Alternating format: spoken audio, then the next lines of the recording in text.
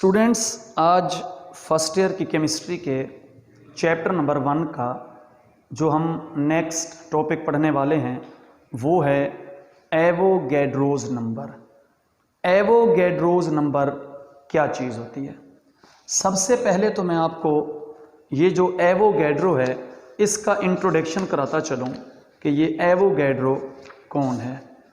Students, मैं आपको बताता चलूँ कि इसका पूरा नेम अमीडो एवोगैड्रो था। 1776 यानी कि 1776 में ये पैदा हुआ। 1856 में इसकी वफ़ात हुई। ये इटालियन स्कॉलर था और ये फेमस हुआ, इसने मॉलिक्यूलर थ्योरी पेश की थी और एवोगैड्रो लॉ भी पेश किया था। अब ये जो एवोगैड्रो नंबर है 6.02 मल्टीप्लाई 10 टू पावर 23, 6.02 ज़रब 10 की ताकत 23, या आपने 9th में भी पढ़ा होगा। ये एवोगैड्रो नंबर इसी ने पेश किया था। अब एक क्वेश्चन पैदा हुआ कि एवोगैड्रो नंबर इसने क्यों पेश किया। स्टूडेंट्स, मैं आपको बताता चलूँ कि केमिस्ट्री में ज़्यादातर जो चीज़ें हम पढ़ते हैं वो एटम्स, मॉलिक्यूल्स या फार्मूला यूनिट हैं। अब इनकी जो काउंटिंग है, इन पार्टिकल्स की जो काउंटिंग है वो केमिस्ट के लिए पॉसिबल नहीं थी, तो लिहाजा एवोगैड्रो ने अपना जो नंबर दिया वो फैसिलिटेट करता था इन पार्टिकल्स की काउंटिंग के लिए। अब मैं आपको बताता चलूँ कि एवोगैड्रो नंबर की जो प्रॉपर डेफिनेशन है वो इस तरह हम करेंगे। कॉन्सेप्ट तो आपको क्लियर हो चुका होगा कि एटम, मॉलिक्यूल या ये जो फार्मूला यूनिट होता है, आइंस होते हैं, इनकी काउंटिंग केमिस्ट के लिए पॉसिबल नहीं थी। लिहाजा इतने छोटे पार्टिकल की काउंटिंग करने के लिए जो नंबर पेश किया गया 6.02 मल्टीप्लाई 10 टू 23, ये एवोगैड्रो नंबर है। अब स्टूडेंट्स, मैं आपको बताता चलूँ proper definition. Avogadro number is the number of atoms, molecules and ions in 1 gram atom of an element, 1 gram molecule of a compound and 1 ग्राम आइन ऑफ अ सब्सटेंस। देखिए, मैंने आपको एटम कहा तो वो एलिमेंट के साथ उसका ताल्लुक है, मॉलिक्यूल कहा तो कंपाउंड के साथ है, और आइन कहा तो उसका ताल्लुक आइन एक कंपाउंड के साथ है। अब आपको मैं जर्नल से एग्जांपल देता हूँ इन तीनों की। अगर हम इसके कॉन्सेप्ट को देखें, जब मैंने एलिमेंट कहा, एटम के साथ जिसका रिलेशन था, तो इसकी मैं एक ही एग्जांपल दे रहा हूँ। आपकी बुक में तकरीबन 3 एग्जांपल्स हैं, तो आपने वो देखनी है बेटा। अब जिस तरह हाइड्रोजन है, अच्छा इसको सिंपल मोल भी कहा जाता है। जिस तरह हाइड्रोजन है, अब इसका जो मास है वो 1.008 ग्राम ऑफ हाइड्रोजन है, 1 मोल हाइड्रोजन के बराबर है। जबकि अगर उसमें आप एटम्स देखें तो 6.02 multiply 10 to 23 atoms of hydrogen. अब देखें, इसी तरह अगर वाटर की मैं आपको एग्जांपल दूं मॉलिक्यूल में, तो 18 ग्राम वाटर है, 1 मोल वाटर के बराबर है। और अगर आप उसमें एवोगैड्रो नंबर के मॉलिक्यूल्स देखें, पार्टिकल्स, तो वो 6.02 मल्टीप्लाई 10 टू 23 है। अब देखें, इसी तरह आप SO4 सल्फेट आइन में देखें स्टूडेंट्स, तो 96 ग्राम है, 1 मोल के इक्वल है, और 6.02 मल्टीप्लाई 10 टू 23 आइंस हैं। अब आपने एक चीज़ स्टूडेंट देखी होगी कि इसमें मोल बिल्कुल सेम है, कॉन्स्टेंट है, और एवोगैड्रो नंबर की जो है ना मिकदार सेम है, लेकिन इसमें मास, इसका मतलब है कि मास डिफरेंट भी हो तो वो 1 मोल और इसके बराबर है। जिस तरह मैं आपको एक छोटी सी एग्जांपल देता हूँ, 1 दर्जन में 12 चीज़ें होती हैं। अब 1 दर्जन में अंडे भी 12 होंगे, अब 1 दर्जन में बस भी 12 होंगी। अब बस जो है वो बड़ा साइज रखते हैं, उनका मास ज़्यादा है अंडे का कम, लेकिन 1 दर्जन में वो चीज़ें तो वही होती हैं ना, कांस्टेंट। तो ये एवोगैड्रो नंबर का कॉन्सेप्ट है स्टूडेंट। अब मैं आपको बताता चलूँ कि इसके फार्मूले हैं। अगर आप बेटा एलिमेंट के हवाले से देखना चाहेंगे तो उसका फार्मूला होगा number of atom of an element is equal to mass of element over atomic mass और मल्टीप्लाई एवोगैड्रो नंबर। अगर आप मॉलिक्यूल के हवाले से देखना चाहते हैं तो उसका फार्मूला होगा number of molecules of a compound, तो वो mass of compound over molar mass. देखें, एटम था तो एटॉमिक मास, मॉलिक्यूल है तो मोलर मास और मल्टीप्लाई एवोगैड्रो नंबर। अगर आइंस को देखना चाहेंगे, आइनिक स्पीशीज़ को, तो वो मास ऑफ आइंस होगा ओवर आइनिक मास होगा। देखें, एटम था तो एटॉमिक मास, मॉलिक्यूल है तो मॉलिक्यूलर मास, आइन है तो आइनिक मास मल्टीप्लाई एवोगैड्रो नंबर। अब स्टूडेंट्स, इसको Na से रिप्रेजेंट किया जाता है, एवोगैड्रो नंबर से। N से मुराद नंबर, A से मुराद एवोगैड्रो। ये माइंड में रहे कि दोनों कैपिटल में होंगे लेकिन साइज में n बड़ा होगा और ए छोटा होगा। अब मैं आपको बताता चलूँ कि जिस तरह पानी के मास में मैंने आपको बताया कि 18 ग्राम ऑफ वाटर है, तो उसमें 6.02 मल्टीप्लाई 10⁻23 मॉलिक्यूल्स होंगे वाटर के। अब अगर हम एटम के हवाले से देखें तो H2 है, तो इसका मतलब है कि हाइड्रोजन को इसी से यानी कि 6.02 मल्टीप्लाई 10⁻23 मल्टीप्लाई कर देंगे 2 से, क्योंकि वो H2 हाइड्रोजन का है और ऑक्सीजन का 1 है तो उसको 1 से मल्टीप्लाई करेंगे। इसी तरह 98 gram sulphuric acid has twice the Avogadro number of hydrogen atom, वो उससे डबल है। 4 time of hydrogen 4 time the Avogadro number of oxygen atom and Avogadro number of sulphur atom, यानी कि ओके हो गया। तो जितना अब देखें वाटर में 6.02 मल्टीप्लाई 10⁻23, अगर हम एटम के हवाले से H2 देखें तो H का भी तो इतना होगा, लेकिन H2 पर ये 2 से मल्टीप्लाई हो जाएगा। इसी तरह इसको आप लोगों ने देखना है। अब मैं आगे आपको लोगों को जो ना करवाने लगा हूँ एग्जाम्पल 8 जो इससे रिलेट करती है। अब स्टूडेंट जो एग्जाम्पल 8 है आपने इसको बड़ी तवज्जो के साथ देखना है। इसमें एक शॉर्ट क्वेश्चन भी अक्सर आता है, पहला कि how many molecule of water are there in 10 gram of ice, ये क्वेश्चन मार्क्स है तो ये 2 नंबर का आता है।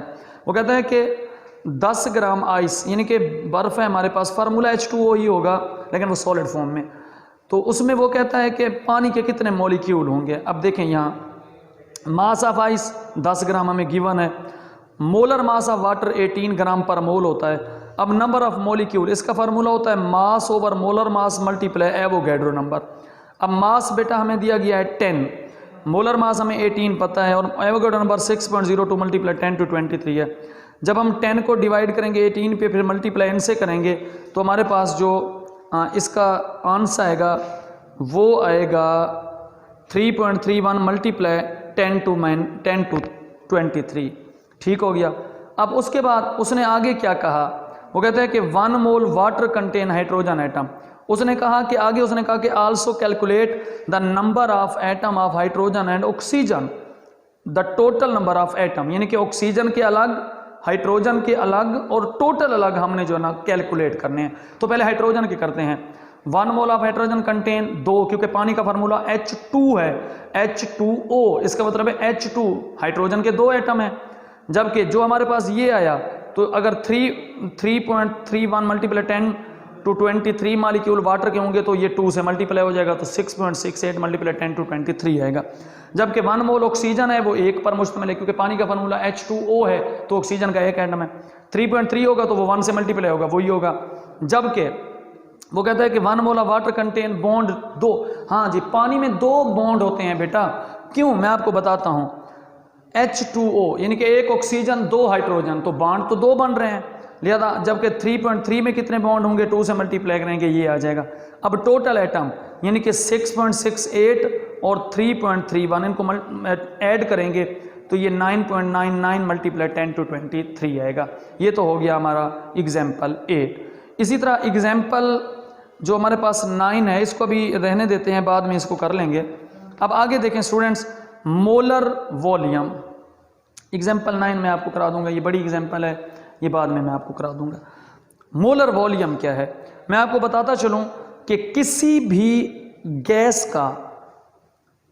गैस का जो 1 मोल होगा, अगर आप उसको स्टैंडर्ड टेम्परेचर और प्रेशर यानी कि जिसको STP कहते हैं, स्टैंडर्ड टेम्परेचर प्रेशर पर देखो तो वो 1 मोल गैस ऑक्यूपाई जो वॉल्यूम करती है वो 22.404 यानी कि 22.414 डेसीमीटर क्यूब होता है। तो इसी को हम मोलर वॉल्यूम कहते हैं। आप कह सकते हैं कि 1 मोल, ये आमतौर पर शॉर्ट क्वेश्चन में आता है, एवोगैड्रो नंबर भी शॉर्ट क्वेश्चन और MCQs में आता है, ये भी शॉर्ट क्वेश्चन और MCQs में आता है। 1 mole of any gas at standard temperature and pressure occupy a volume of 22.414 decimeter cube, तो this volume of 22.414 decimeter cube is called molar volume। तो इसे स्टूडेंट्स मोलर वॉल्यूम कहेंगे। और अब देखें आगे इसकी एग्जाम्पलों में देखें, 2.016 ग्राम हाइड्रोजन है तो ये 1 मोल ऑफ हाइड्रोजन के इक्वल है, और इसमें 6.02 मल्टीप्लाई 10⁻23 मॉलिक्यूल ऑफ हाइड्रोजन है, और इसमें 22.414 डेसीमीटर क्यूब ऑफ हाइड्रोजन। देखें मास डिफरेंट है लेकिन मोल एवोगैड्रो नंबर और मोलर जो वॉल्यूम है वो सेम है, कांस्टेंट। इसी तरह 16 ग्राम CH4 में भी सेम यही होगा। ओके, अब मैं आपको एक इंटरेस्टिंग बात बताऊं कि जो 22.414 डेसीमीटर है of each gas has a different masses. देखें उसके मासेस डिफरेंट हो सकते हैं but same number of molecule, उसके मॉलिक्यूल सेम होंगे। उसकी रीज़न क्या है? ये शॉर्ट क्वेश्चन बड़ा है, में अक्सर आ जाता है। द रीज़न इज़ दैट, उसकी वजह ये है the masses and the size of the molecule does not affect the volume.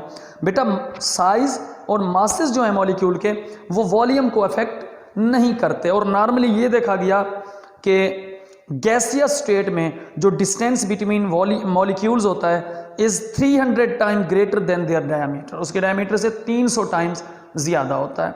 उसके बाद स्टूडेंट्स हमारे पास न्यूमेरिकल यानी कि एग्जाम्पल 10 है। इस एग्जाम्पल के बारे में बताता चलूँ कि इस पूरे चैप्टर की अगर कोई एग्जाम्पल सबसे ज़्यादा अहम है अकॉर्डिंग टू बोर्ड तो वो एग्जाम्पल 10 है, जो कि कई दफ़ा पेपर में आ चुकी है। अब देखें वो कहता है कि a well known ideal gas is enclose in a container. वो कहता है कि एक गैस कंटेनर में क्लोज है, बंद है, हैविंग वॉल्यूम, उसका वॉल्यूम इतना है STP पर, और इट्स का मास, उसका मास इतना है। What is the molar mass, यानी कि हमने मोलर मास निकालना है। अब देखें स्टूडेंट्स मैं आपको बताता चलूँ कि हमें उसने वॉल्यूम 500 सेंटीमीटर क्यूब में दिया। हालांकि हमने देखा कि जो वॉल्यूम होता है वो मोस्टली डेसीमीटर क्यूब में यहाँ पे शो किया गया। आप उसको सेंटीमीटर क्यूब में भी कन्वर्ट कर सकते हैं, कोई इशू नहीं। अगर मैं आपको बताऊं कि 22.414 डेसीमीटर क्यूब को मैं सेंटीमीटर में कन्वर्ट करना चाहूं तो फिर ये आएगा 22, फिर ये ऐसे आएगा 22.414 सेंटीमीटर क्यूब, फिर ये स्टूडेंट्स ऐसे आएगा। ठीक हो गया। अब हम जो है ना इसको आगे करते हैं। अब देखें वो कहते हैं कि we can calculate the number of mole of an ideal gas at STP from the given volume 22.414 decimetre cube या 22 यानी कि 22.414 centimetre of each ideal gas. कितना होता है? 1 मोल। हमने अभी डेफिनेशन में पढ़ा है कि 1 मोल ऑफ एनी गैस, किसी भी गैस का 1 मोल वो इतना वॉल्यूम, इसका मतलब है इतना वॉल्यूम 1 मोल रखता है। जबकि 1 सेंटीमीटर हो तो 1 ओवर इस पे, क्योंकि सेंटीमीटर डिवाइड हो जाएगा। गिवन में 500 है, अगर 500 हो तो 1 ओवर 2241 मल्टीप्लाई 500 तो ये आएगा 0.0223 मोल। अब स्टूडेंट्स हमारे पास ये आ गया। अब हम जानते हैं कि मोल का फार्मूला होता है मास ओवर मोलर मास। अब देखें मोलर मास ऑफ गैस जो कि हमने फाइंड आउट करना है, इसे बाहर निकाल दिया, बाकी मास के नीचे नंबर ऑफ मोल आ जाएगा। अब मास हमें गिवन है न्यूमेरिकल में 0.72 और मोलर अपना नंबर ऑफ मोल हमने अभी निकाला है 0.0223। तो जब इसको डिवाइड करेंगे 32 ग्राम पर मोल आएगा मोलर मास ऑफ गैस। और ये कौन सी गैस होती है ये आपने मुझे बताना है। वो कौन सी गैस है जिसका मोलर मास 32 है, बड़ी फेमस गैस है, और आपने ये मुझे जो है ना व्हाट्सएप पे बताना है। स्टूडेंट्स ये समझो आपकी आज असाइनमेंट है। तो इंशाल्लाह नेक्स्ट हम टॉपिक पढ़ेंगे स्टाइकोमीट्री या स्टिचोमीट्री, वो इंशाल्लाह नेक्स्ट मैं आपको पढ़ाऊँगा। कोई भी प्रॉब्लम हो आपने मुझे बताना है और अपना होमवर्क लाजमी करना है। मैं बार बार आपको होमवर्क का कहता रहता हूँ, ये आप होमवर्क करेंगे तो आपको FSC सही क्लियर होगी, क्योंकि आप लिखेंगे तो इससे जो है ना काफ़ी फ़ायदा हो जाता है। फिर भी कोई मसला हो आप मुझसे पूछ सकते हो। अल्लाह ताला आपका हामी व नासिर हो। शुक्रिया।